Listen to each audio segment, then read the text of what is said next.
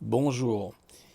Aujourd'hui, j'aimerais faire une petite capsule sur un personnage, une personne que j'ai pas rencontrée personnellement, mais qui est pratiquant d'un art martial qu'on appelle le Wing Chun, qui est Didier Bédard. C'est un sifu, donc il a un niveau quand même assez élevé, on va dire. Et il a une école à Paris hein, de Wing Chun. Alors le Wing Chun, c'est une espèce, si vous voulez, d'apparenté à la boxe chinoise. C'est pas tout à fait de la boxe chinoise, mais ça y ressemble. Et c'est surtout, c'est ce qu'il expliquait Didier Bédard, c'est l'école notamment du nord de Chine, où vous retrouvez la partie supérieure du corps, et l'école du sud en Chine, où vous allez plutôt retrouver tout ce qui est coup de pied. Voilà, comme là, par exemple, il s'entraîne sur un mannequin de bois, ça s'appelle un mannequin de bois, et il met des coups de pied, évidemment. Et donc, je vais vous présenter une petite vidéo hein, où il parle, il est interviewé, ça dure à peu près, on va dire, une demi-heure, un petit peu moins, où il explique un petit peu son parcours de vie, ce qu'il a fait, etc., où il est né. C'est très intéressant, c'est une personne que je trouve passionnée par les arts martiaux. Les arts martiaux comme on les faisait dans les années 60, dans les années 50, encore les années 70, et après ça a commencé à changer et devenir malheureusement, comme disait un petit peu Bernard Bordas, quelque part des fois dans certains niveaux, une mafia. Bon, mais on va pas rentrer là-dedans, on va simplement écouter un petit peu ce qu'il dit. Pour avoir pratiqué les arts martiaux, je pratique toujours un peu les arts martiaux, Tai Chi Chuan en particulier, qui est un art interne de l'école Chuan. Il y a l'école Shen, il y a plusieurs styles, vous avez au moins cinq styles je crois dans le Tai Chi Chuan, et en plus vous avez différents dérivés. Et vous avez aussi d'autres pratiques comme le Qigong, le Penshin Quan Ding Fa par exemple, qui vous permettent de pouvoir travailler sur votre énergie interne. Et donc, c'est passionnant, hein. D'ailleurs, il parle aussi à un moment donné dans son interview d'une femme hein, qui est très grande pratiquante, justement, qui a gagné beaucoup de médailles, hein, qui est une très grande pratiquante du Tai Chi Chuan. Je vous montrerai une prochaine fois, éventuellement, une vidéo sur le Tai Chi Chuan, ce que je faisais. Ça me manque parce que depuis que je m'occupe de mon père, c'est très compliqué. Alors j'essaye de m'entretenir comme je peux. Donc je pratique, j'ai une méthode hein, qui me permet de pratiquer notamment le Qigong. Moi, le Tai Chi Chuan, j'ai pas forcément de place chez moi. C'est un peu serré, on va dire. Par contre, si je trouve un parc, oui, je vais m'entraîner un petit peu au Tai Chi. J'en ai pratiqué pendant à peu près, oui, une bonne 5 ans, à peu près 5 6 ans. J'aurais pu continuer. J'avais une petite mésentente, on va dire, avec mon professeur de Tai Chi Chuan. Ça arrive, hein, c'est comme ça. C'est vrai que c'est un milieu un peu quelquefois fermé et c'est un milieu où quelquefois l'ego est là aussi. Il ne faut pas voilà, se faire d'illusions. Mais c'est intéressant de voir comment le corps peut travailler et combien il est important en fait de travailler notre corps. Parce que notre corps, il est aussi lié à l'esprit au corps. Et le corps, l'explique très très bien Didier Bédard, c'est que c'est aussi un moyen de correspondre avec le cerveau. Il faut être centré sur vous. D'ailleurs, il parle de verticalité. Je vous laisserai l'écouter. Il va le dire bien mieux que moi, hein. Ça, c'est clair et net. C'est un grand maître hein, quand même, hein. C'est un sifu, hein. Je crois qu'il a. En Wing Chun, le sifu, c'est vraiment le niveau le plus élevé, quoi. D'accord. Donc, vous verrez quand il s'entraîne, hein, tout au début, notamment de la vidéo, mais ça dure pas longtemps. Et après, il y a son interview. Alors, sans plus attendre, voilà, je vais vous montrer quelques photos hein, que j'aime bien en noir, en noir et blanc. En plus, c'est un ancien artiste, hein. Il était ébéniste et puis il a travaillé au théâtre, il a fait du théâtre aussi, il était comédien, il a été cascadeur, hein, il a fait de la cascade, Didier Bédard, il était connu dans certains films. Et c'est un très grand pratiquant d'arts martiaux. C'est pas parce qu'il s'appelle Didier Bédard, hein, on peut prendre aussi Dominique Valera par exemple, vous voyez. Donc c'est pas la question par rapport au prénom, c'est simplement il faut regarder l'individu, ce qu'il donne en fait. Et c'est très intéressant. Une personne comme ça se porte en bonne santé en général, vous voyez.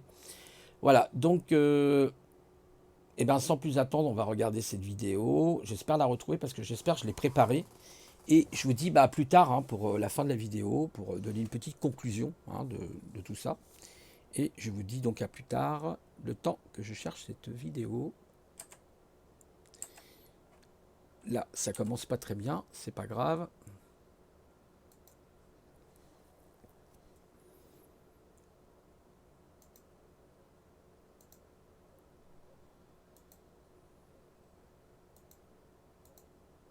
Non, alors ça c'est son école, hein, c'est son site, voilà. Et il a fait une vidéo pourtant qui était intéressante que j'aurais voulu absolument vous montrer et je ne l'ai pas mise, je pensais l'avoir mis en référence et voilà, voilà. Alors bon bah écoutez, on va faire une recherche, hein, c'est de l'improvisation, c'est pas très grave, hein, on va trouver hein. Justement cette interview de Didier Bédard. Voilà, décadence des arts martiaux. Ah bah, faire. Je l'ai fait. Et je voilà. vais la remettre au début quand même. C'est Si c'est en contact, tu glisses, donc Ah, j'utilise plus. mon guide. Comme ça, j'ai tout de suite, au moment du pack, au moment du premier contact, mes yeux sont déjà sur l'autre. D'accord? Comme quand on développe, celui-là, automatiquement l'autre il est là, il est en opposition. Quand celui-là va arriver, celui-là va partir. Donc à partir du moment où j'arrive en contact ici, je regarde, vas-y, contact, déjà je suis là, je suis sur l'autre. Et j'observe, maintenant je suis déjà là, pour voir ce qui va se passer. Bien. L'orteil, le dit et l'autre, c'est le statique du pied. Le pied, là, c'est deux parties. Et le gros orteil, ce sont le dynamique. Si bloqué, les genoux, il n'y a aucune fonction qui fonctionne, ni l'une ni l'autre. Vous ne pouvez pas décaliner et vous n'avez aucun ancrage. Donc vous devez placer le bassin, pousser dans le sol, avoir les orteils pour le statique et le dynamique, c'est le gros orteil, comme un sprinter. Si maintenant vous êtes tout en dehors, vous ouvrez, bloqué naturellement, mais surtout vous n'avez pas d'appui. La partie statique n'est pas fonctionnelle, donc vous ne pouvez pas. Donc le plus important c'est quoi? C'est votre axe. Ici pour pouvoir juste être en gros répartir le moins de force possible pour se déplacer. Si vous êtes là, il va falloir se repulser, ça peut demander une énergie, et il y a un ralentissement au départ, on doit commencer votre tour. Vous êtes dans une force exercée dans le sol. Dès qu'il a, vous voyez, déjà dans le mouvement. Dès qu'il part, je suis déjà dans le mouvement. Je ne suis pas planté dans le sol. Pas comme ça. C'est un peu la fonction du regardez le boxeur. Il a ses orteils dynamiques pour pouvoir sortir. Et vous êtes plus en dehors ou alors. Allez, donc fléchissez, gardez votre axe, exercez des forces dans le sol, voilà, et relâche. Maintenant tu peux te relâcher. Tu mets tes structures. C'était des anciens ateliers de couture.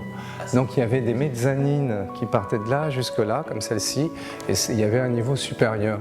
Donc j'ai tout cassé pour pouvoir en faire voilà, ce que je voulais. J'avais une petite idée de ce que je souhaitais faire. Je l'ai fait et voilà, ça a donné ceci. Il faut savoir que j'ai travaillé un petit peu, mon premier métier c'était menuisier ébéniste et j'ai travaillé dans le théâtre pour la décoration, je faisais les décors et autres.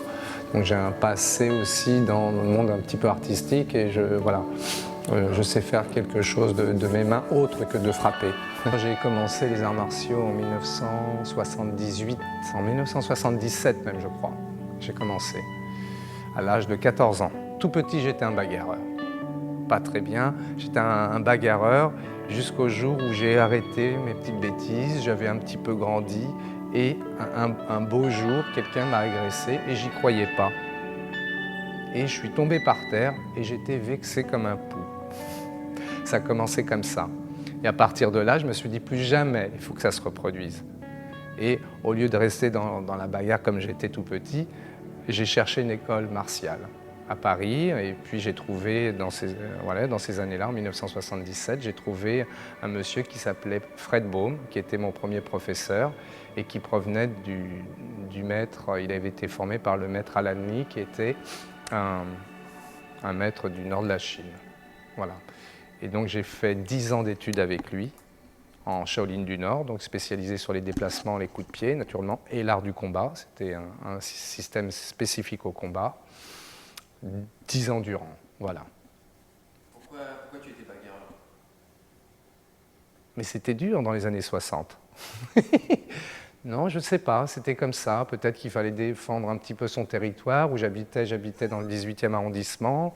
C'était dans les années 60, donc c'était, je ne sais pas, c'était comme ça. C'était dans ma nature, à l'école. J'ai eu des problèmes, mes parents ont eu des problèmes à cause de ça. Et puis un jour, voilà, j'ai été calmé. Voilà. Alors pourquoi je le suis, j'ai été, je ne sais pas. Donc j'avais un petit peu cette âme en moi de peut-être une frustration, je ne sais pas, mais en tout cas, j'étais un petit peu bagarreur. Même un peu beaucoup même. Tu avais des choses à exprimer Peut-être, peut-être, mais bon. Tu considères qu'il y a eu une enfance heureuse, par exemple? Non, ça a été quand même un peu difficile, oui. Moi, mes parents de père et de mère ouvriers, donc dans les années 60, c'était pas vraiment facile. Et puis on est une famille nombreuse. Donc, si vous voulez, à un moment donné, ce que j'aimais pas depuis tout petit, je crois que c'était l'injustice. Et comme les gens arrivaient souvent aux mains, et comme j'étais un petit gabarit, donc il fallait que j'apprenne quelque part à me défendre. Et j'ai eu un petit peu cette âme, peut-être une âme de survie quelque part, qui a fait que j'étais un petit peu baigné dans... C'était pas les arts martiaux à l'époque, c'était vraiment de la bagarre, quoi, d'enfants, de sales gosses, de quartier. Donc voilà. Ensuite, oui, j'ai commencé les arts martiaux à l'âge de 14 ans, comme je disais, et j'ai habité aux Olympiades. C'était une cité dans le 13e arrondissement, qui est aujourd'hui le Chinatown. Mais à l'époque, là encore, c'était pas de tout repos. Voilà. Le quartier asiatique s'est construit et ça ne s'est pas fait sans bagarre. Ouais. Donc voilà, et puis à partir de là, moi j'ai commencé les arts martiaux pour avoir une ligne de conduite et apprendre à me défendre sans avoir à heurter les gens. Ça, j'ai jamais vraiment aimé. Et si peut-être j'ai arrêté les bagarres quand j'étais petit, c'était peut-être aussi parce que voilà, mes parents avaient des procès, etc. à cause de ça, et donc ça m'a calmé et je voulais plus faire mal. C'était un truc qui était sorti de moi, quoi. Et les arts martiaux, c'était une voie assez honorable pour apprendre cette chose et puis avoir une règle de vie. Et j'ai mon professeur, pour lui, c'était un art de vivre, donc il nous enseignait l'éducation. Et j'ai trouvé comme un deuxième père auprès de mon premier professeur. Il m'a éduqué pendant plus de 10 ans, c'est lui qui m'a guidé. Et voilà pourquoi j'ai un amour particulier pour les arts martiaux. C'est un petit peu ce qui m'a évité d'aller dans le dark side. Voilà. Ton tout premier souvenir martial? Ouais, je le connais. Je me rappelle comme si c'était hier. On faisait beaucoup de combats, comme je vous disais. Et, le premier combat, je suis arrivé dans un cours avancé. Et c'était ma première participation au cours avancé. Et j'ai vu des dents cassées.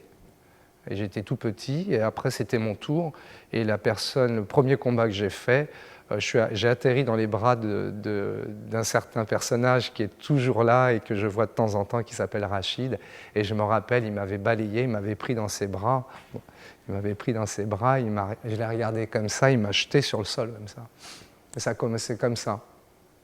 Et j'étais pas très épais, un sac d'os qui s'effondre sur le sol, ça m'a fait mal. Et je me suis dit, il y a une réflexion qui m'est venue tout de suite à l'esprit, est-ce que tu veux être l'agneau ou le loup?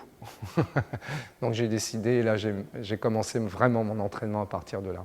Quand j'ai commencé à rentrer dans le cours avancé et que j'ai vu, il rigolait pas du tout. Ça allait au KO ou au premier sang, et c'était pas le genre de choses qui me plaisait d'être l'agneau. Donc j'ai fait en sorte d'apprendre réellement à me défendre.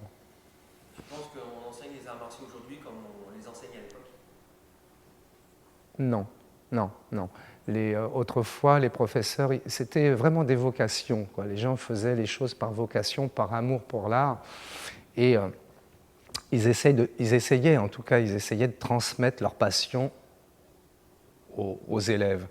Aujourd'hui, c'est un peu différent. Les gens, ils utilisent ça comme étant parce que c'est la mode, parce que dans mon boulot, ça ne va pas tellement bien, alors je vais faire un deuxième métier, je vais être professeur d'arts martiaux. Et donc, il y a eu, à mon sens, on demande mon avis, une décadence au niveau de la connaissance martiale ou de l'enseignement proprement dit. Les gens, voilà, ils ont quelques cours. C'est pas parce qu'on fait 3-4 cours dans une semaine de temps en temps ou avec une certaine régularité qu'au bout de 3-4 ans, on est professeur. C'est pas vrai. C'est des études comme dans n'importe quel art, que ce soit dans l'ébénisterie, que ce soit dans la peinture, n'importe quoi. Ça prend des années pour être formé. Et si on a cette passion, à ce moment-là, c'est un naturel qui nous amène après à professer. Ce n'est pas quelque chose qu'on va chercher.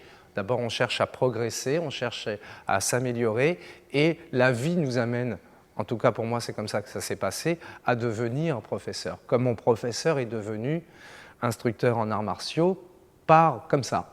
Je ne vais pas dire par nécessité, mais le cours des choses faisait qu'il est arrivé à professer. Donc c'était des gens par vocation, c'était des gens qui aimaient la culture, c'était des gens qui aimaient les arts martiaux naturellement, liés à tout ça, et qui ont fait un travail considérable pour pouvoir obtenir un certain niveau technique, pour pouvoir après retransmettre non pas spécifiquement la technique, mais intérieurement, ce qu'on doit ressentir, et donc les étapes étant franchies, on peut savoir où l'individu dans sa pratique se situe dans son enseignement, parce qu'on y est passé. Donc comme les gens maintenant, ils ont plus ce passage de formation longue et profonde, ils ne peuvent pas ressentir un mouvement de l'intérieur pour l'expliquer. Et là, on perd quelque chose. Voilà. Donc moi, je trouve qu'il y a quand même, au niveau du professorat, il y a beaucoup de choses à faire aujourd'hui par rapport à ça. Les gens ne le font plus par vocation réelle ou par amour réel. Ça devient une forme, là, pour le coup, nécessaire d'avoir à gagner un petit peu sa croûte. Donc, pourquoi pas faire les arts martiaux, parce que j'en fais depuis quelques années. Vous voyez, c'est pas du tout la même notion. Non, regarde, ça. Et si tu fais ça, tu chutes. Cette main est condamnée. Si elle vient ici, il faut que tu reviennes. Mais il faut voir que ça se passe dans un temps. Au moment où tu descends, elle arrive. Donc, il est condamné, ton bras. Donc, ton bras, il ne peut pas baisser, il ne sert plus à rien. Il doit rester là. Si tu fais ça, il doit rester là. Cette porte, au moins, est fermée. Et celle-là aussi, si elle vient là, c'est fermé. Tu comprends? Donc il faut que tu apprennes à maîtriser tes bras. Là, c'est pour fermer une porte supérieure. Tu vois? Tac, ici. Là, tu as des techniques comme ça. Donc même si je fais ça, par exemple, ici, c'est fermé. C'est la théorie du centre. Mais absolument que tu contrôles. Là, tu faisais ça, reste sur le tam. C'est un tam, ça, au contraire. Là, on était sur un lit, mais là, là. Et s'il accroche, crochet. Oui. S'il accroche. Tu sais, ça me fait penser à mon maître de tai chi, qui est maître Kan, Gui Jiang, qui est un grand maître. Elle était 7 fois médaillée d'or en Tchène. Et un jour, elle était là, je l'avais invitée en France, et il y avait un journaliste qui lui a demandé qu'est-ce que le tai chi pour vous? Et elle m'a regardé en me disant il est bête ou quoi? Alors, il y a eu un traducteur. Et moi, j'ai très bien compris, connaissant pas le chinois, ce qu'elle voulait me dire. Et elle l'a regardé, elle lui a dit « Je suis tai chi ». Elle respire, elle pense, elle vit que pour ça. Donc voilà, ça c'est des gens par vocation. Ils ont consacré, elle a plus de 70 ans, elle a consacré toute sa vie au tai chi.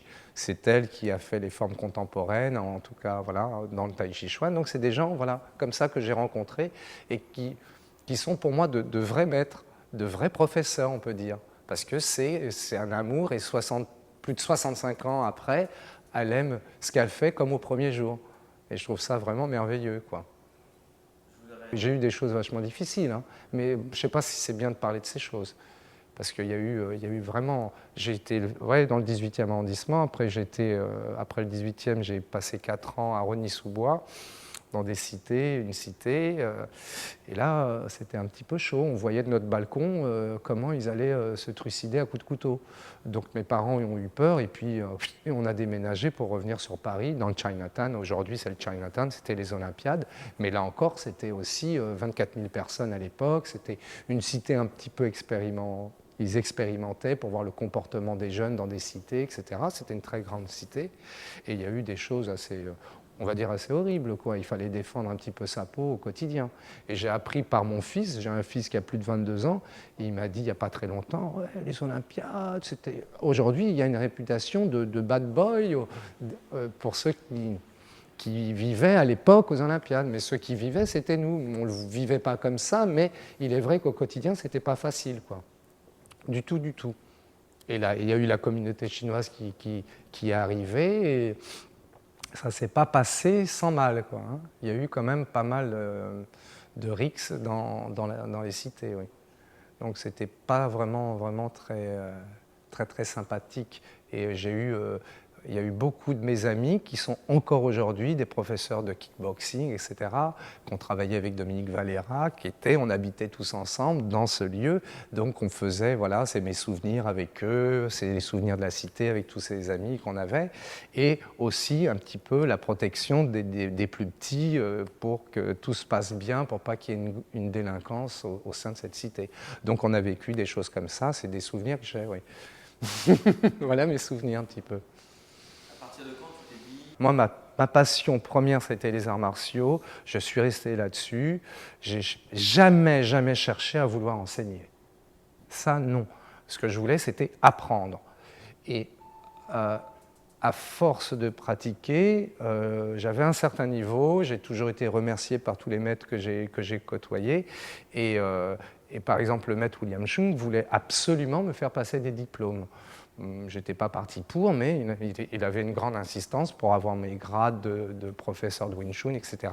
Et donc j'ai passé une licence en Australie, une licence australienne en Australie, et c'est là que j'ai eu mes premiers diplômes officiels.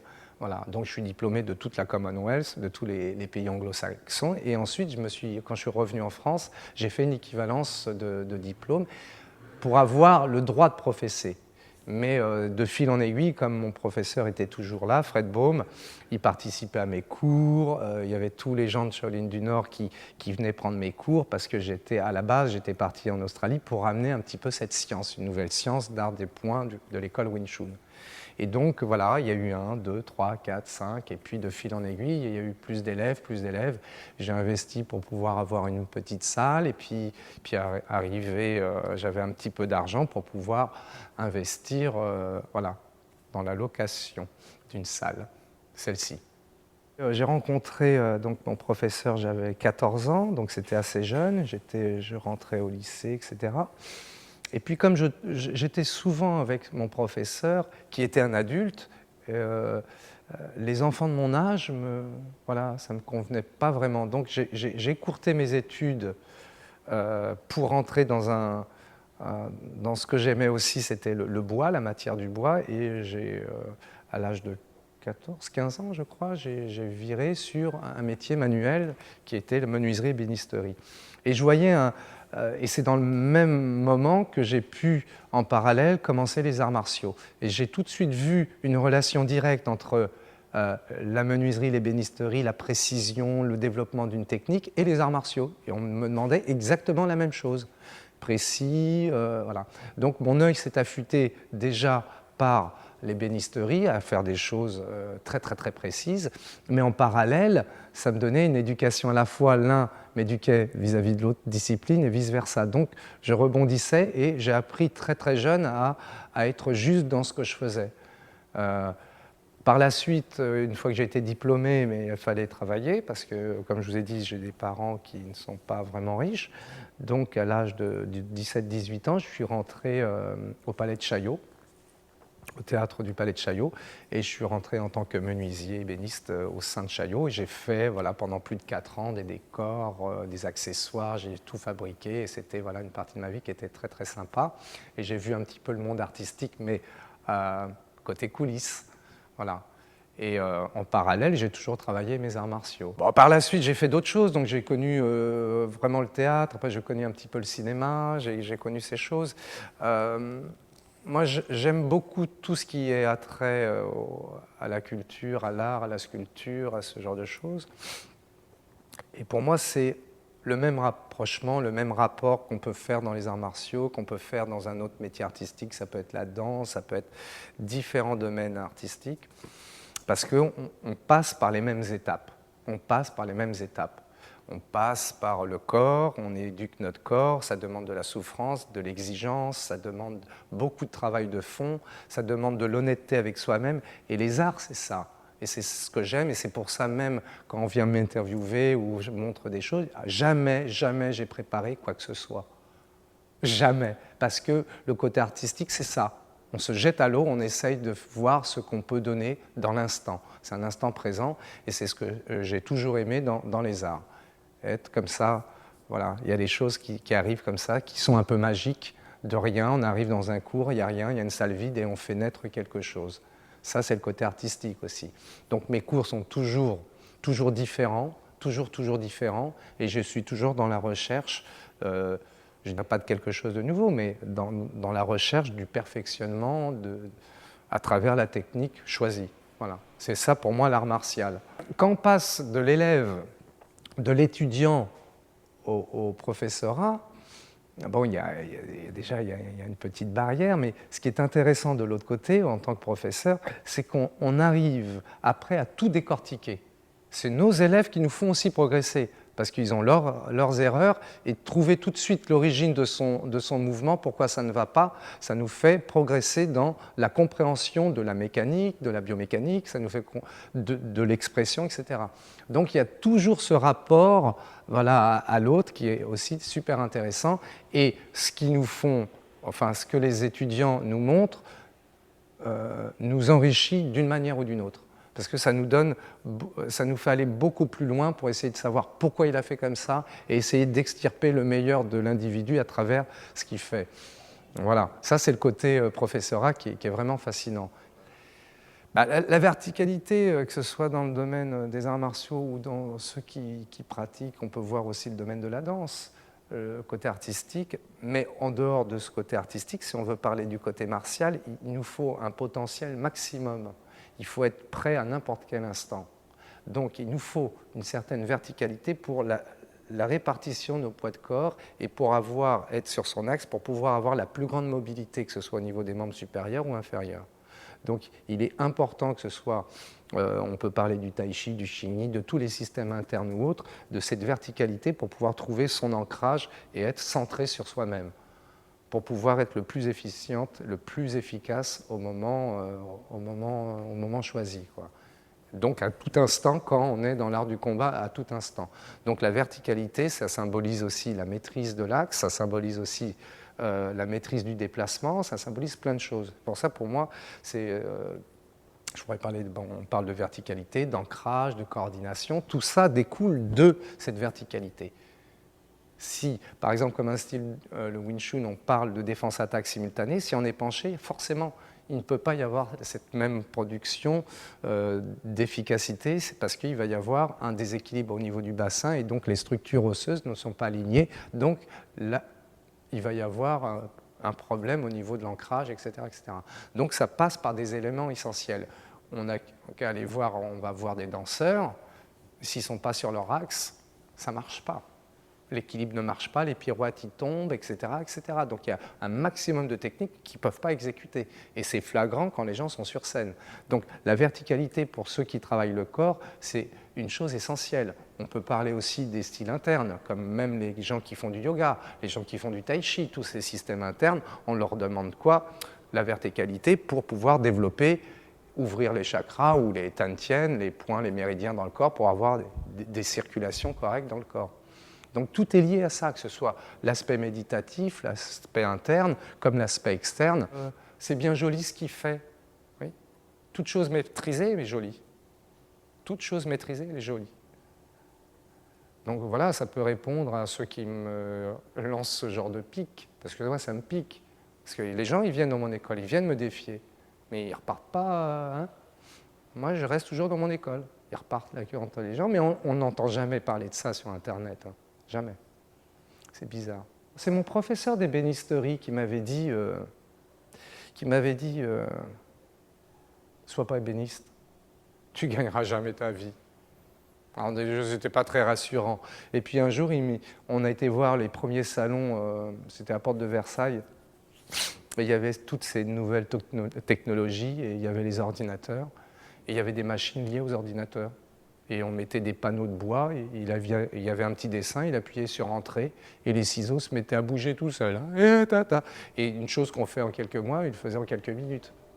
Alors quand j'ai vu ça, je dis bon, c'est bien beau, mais si on arrive à faire ça, on ne va plus demander des ébénos.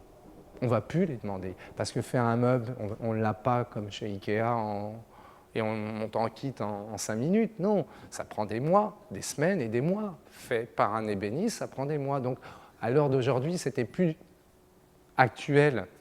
Et il avait raison. Et aujourd'hui, les gens, voilà, ils vont chercher un petit meuble tout prêt, comme ça, et puis basta. Donc, regardez même au Faubourg Saint-Antoine. Faubourg Saint-Antoine, c'était le faubourg des ébénistes. Il n'y en a plus quasiment un seul. C'était une des premières rues voilà, où il y avait les premiers commerçants ébénaux. Et c'était tout le boulevard Saint-Antoine, c'était que des ébénistes. Et vraiment, ils ont quasiment disparu de la circulation.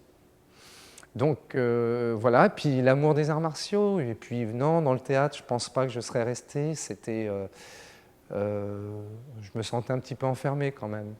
Et puis même dans le monde du théâtre, comme dans l'univers des arts, comme ça, il y a beaucoup de mépris. Il y a beaucoup de mépris parce qu'on est des techniciens, eux, ce sont des comédiens. Donc moi, il y avait ma position, c'est pas qu'elle me plaisait pas, hein, j'ai toujours aimé La Preuve en est, je suis toujours avec mes bouts de bois. Hein. Mais oui, je me voyais pas grandir toute ma vie dans le théâtre. Mais voir l'univers du théâtre, voir l'univers du cinéma, voir l'univers voilà, de la danse, ces univers artistiques, des arts, les sculptures. J'aime beaucoup oui, l'art italien, par exemple. Et je consacre mes voyages à visiter voilà, des sites, que ce soit les sites mayas, que ce soit à Rome ou à Florence, les sculptures de Michel-Ange, de Donatello, de Bernini. J'adore ça. Voilà, je pense que je serais parti sur d'autres choses, mais qui est lié, je crois, au monde artistique d'une manière ou d'une autre, parce que j'ai été éduqué depuis tout petit à ça. Et pour moi, c'est un truc qui est là. Et les arts martiaux, pour moi, c'est quelque chose de, je ne vais pas dire d'inné, mais qui se rattache à moi par tout cet amour pour les arts, quoi. J'ai fait quelques films, j'ai tourné en tant que cascadeur. Il y a eu aussi quelques fois, j'ai chorégraphié quelques petites scènes pour des films ou des courts-métrages et autres. Devant une caméra, je le dis, je me sens pas très bien. Je préfère être derrière parce que je trouve que c'est voilà, un peu l'envers du décor. Il y a des comédiens pour ça, pour être devant une caméra. Mais moi, je l'ai vécu après le théâtre, quand je suis rentré dans le cinéma. J'aimais bien cette ambiance que je retrouvais, l'ambiance dans le cinéma, je retrouvais cette ambiance que j'avais connue dans le théâtre quand même. Donc tout ce côté artistique, les maquilleuses, les coiffeuses, tout le staff qu'il y a derrière, toute l'équipe qu'il peut y avoir, pour moi c'était, voilà, j'avais vécu pendant 4 ans avec des gens comme ça, donc pour moi c'était intéressant d'aller voir côté cinéma comment ça se passait, mais l'envers du décor, tout en étant dedans. Donc voilà, et par mon travail au quotidien, des gens m'ont... Voilà, avec des castings naturellement, hein, c'est pas parce que c'est Didier Bédard, non, j'ai fait des castings comme tout à chacun, puis j'étais pris parce que voilà, ça pouvait correspondre. Et donc j'ai commencé par le Pacte des loups, par exemple, avec des gens comme Marc Dacascos, avec Christophe Gans qui était un amour, etc. Et on voit comment ils bossent. Donc tout cet aspect, pas uniquement scénique à faire nos cascades, mais tout ce qui enveloppe, tout ce qui entoure le monde du cinéma, ça, moi, j'ai trouvé ça vraiment très sympa, d'aller voir un petit peu les coulisses et d'avoir l'occasion de le faire. Alors, j'ai fait ça, bien sûr, j'en ai fait d'autres. Le dernier en titre, c'était des longs films, des grands films, et 2 plus grands, je crois, dans l'histoire même du cinéma français. En tout cas, pour les cascadeurs, j'ai participé.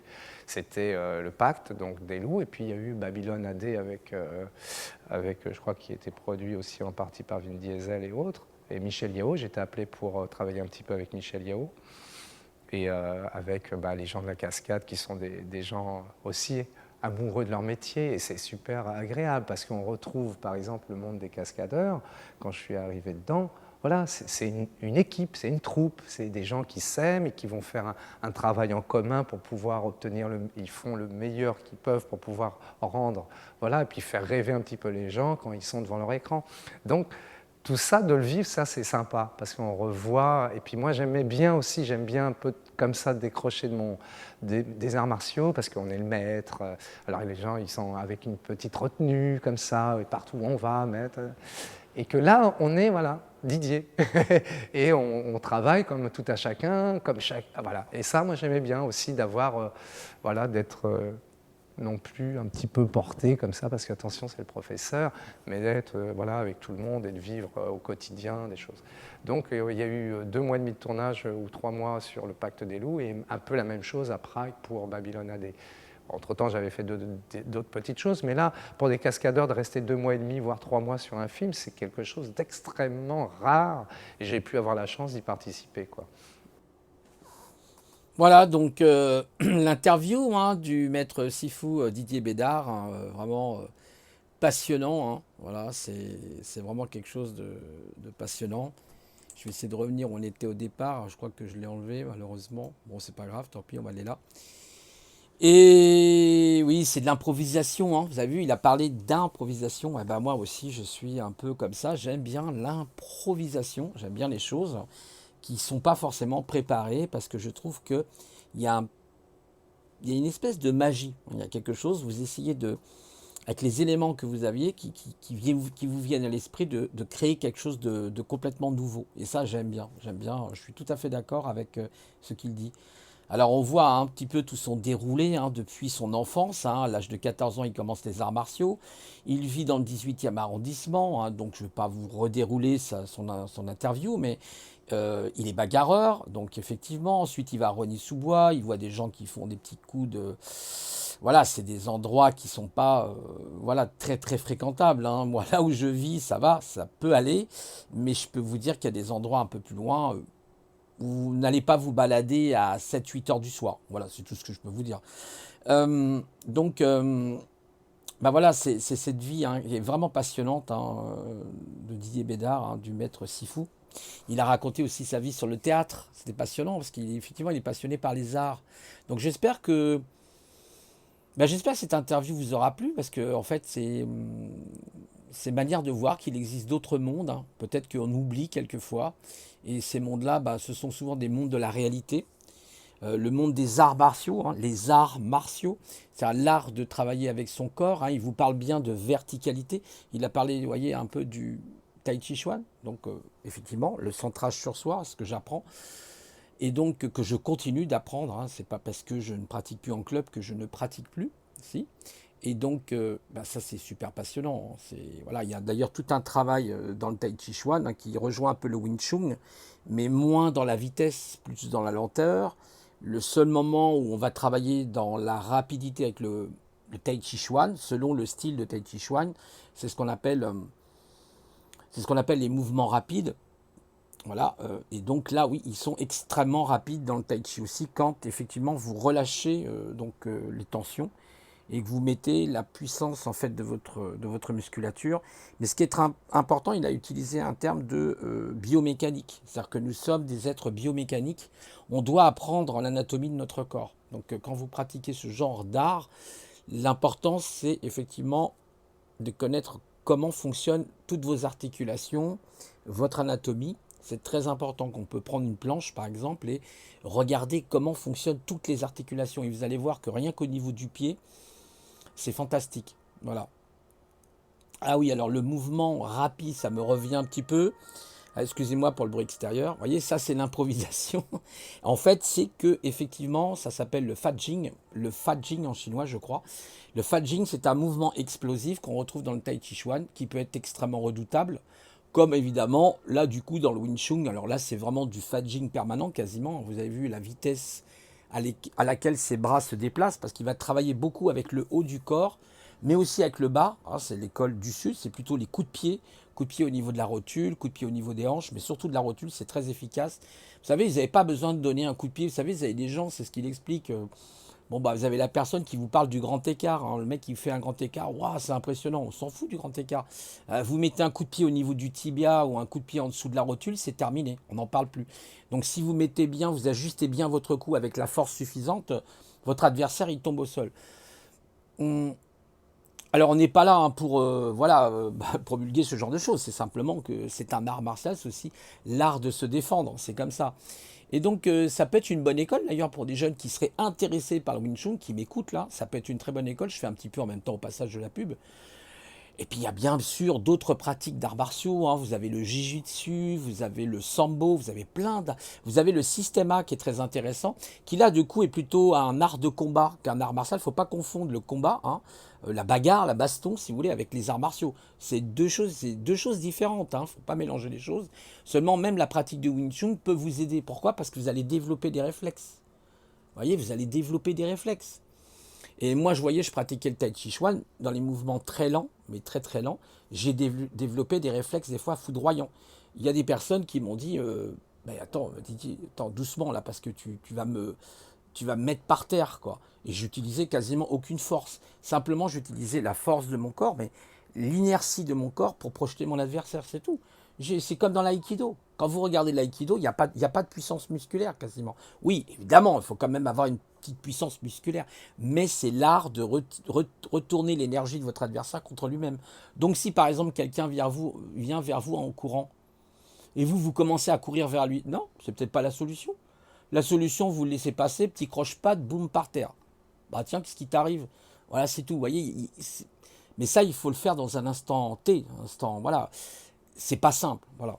Donc, comme disait Bernard Bordas, aujourd'hui, soyons prudents, parce que maintenant, bah, le problème, c'est qu'ils sont en bande. Vous voyez, hein, les lâches, en général, bah, sont toujours en bande. Et donc, parce qu'ils ne sont pas capables d'être seuls, hein, tout simplement. Donc, on voit à quel point la sagesse d'un Sifu, moi, j'aime beaucoup sa manière de parler, sa vision des choses. Elles sont intéressantes, hein.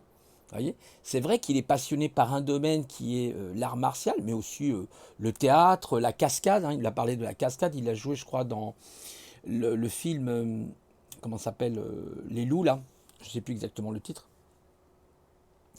Et puis dans Babylone AD, hein, voilà, donc vous voyez, c'est quand même intéressant. Il a joué dans certains films. Ben voilà, c'est l'autre côté, vous voyez, l'autre côté artistique. Il s'intéresse aussi à l'art italien, hein, avec Michel-Ange, etc. Donc voilà, donc moi j'ai bien aimé cette interview. J'espère que ça vous aura plu. C'est une autre vision du monde, c'est une autre vision des choses. Voilà, il faut voir les choses comme ça. Écoutez, maintenant, bah, je vais vous souhaiter une bonne journée. Hein, voilà, chaude, hein, cet après-midi, hein, en région parisienne, je crois, c'est 34-35 degrés. Donc encore très chaud, c'est assez bizarre, je trouve, ce temps-là, hein, c'est étrange. Hein. J'ai l'impression que le soleil est en train de nous dire, coucou, je suis encore là, hein, c'est l'été. C'est pas encore l'automne, voilà. Alors je vais beaucoup mieux, merci pour vos encouragements, c'est ce que j'ai dit la dernière fois. Merci encore une fois à la personne qui m'a parlé de l'eau distillée, donc je vais voir ça justement. Et vous voyez comme quoi, YouTube aussi peut être un moyen d'échange. Hein, c'est toujours pareil, hein, c'est ce qui vous parle d'échange. Il ne parle pas de moi je sais. Non, lui, il n'est pas en train de me dire moi je. Si, sauf dans son art, évidemment. Là, il va vous expliquer comment on maîtrise le mouvement, comment on maîtrise la centralité, la verticalité de son corps. Et c'est normal. C'est un grand maître. Hein, ça fait, je crois, Didier Bédard, il me semble, ça fait 30 ans, plus de 30 ans qu'il pratique, qu'il est pratiquant. Il a été en Australie, il a été dans plein de pays. Hein, d'ailleurs, il ne voulait pas, à un moment donné, je crois, faire ses diplômes, c'est ce qu'il raconte hein, dans son interview. Puis bon, il y a eu des maîtres chinois qui ont dû insister. Mais si, il faut que tu... Parce qu'ils ont dû voir en lui des qualités. C'est vrai qu'il a énormément de qualités. Et puis bien d'autres pratiquants d'arts martiaux ont aussi des qualités. On peut reprendre Bruce Lee. D'ailleurs, Bruce Lee qui était lié au cinéma. Vous voyez, Bruce Lee était lié au cinéma aussi. Et puis vous avez d'autres acteurs hein, voilà, qui sont liés. Vous avez notre ami Jean-Claude Van Damme que j'aime bien. Moi j'aime beaucoup Jean Van Damme parce que je trouve que c'est... D'ailleurs il y a Bernard Bordas. Il y a Bernard Bordas que j'aime beaucoup aussi hein, comme pratiquant d'arts martiaux. Et il y a justement Jean-Claude Van Damme. C'est waouh, Van Damme c'est magique Van Damme. C'est vrai qu'il fait le grand écart du coup là c'est impressionnant. Van Damme c'est vraiment très impressionnant. Et c'est aussi un... Voilà, c'est un bon bonhomme quoi, il est sympa. Voilà, bah écoutez, je vous laisse plein de bonnes choses pour vous. Et puis, bah, je vous dis à une prochaine fois. Peut-être vendredi soir, je vais voir pour éventuellement si ça intéresse Xavier, je ne sais pas. Je ne peux pas vous affirmer comme ça hein, pour éventuellement un live avec lui. Surtout que j'avais une petite surprise. Voilà, donc je vous dis bonne journée et puis à la prochaine fois. Au revoir tout le monde.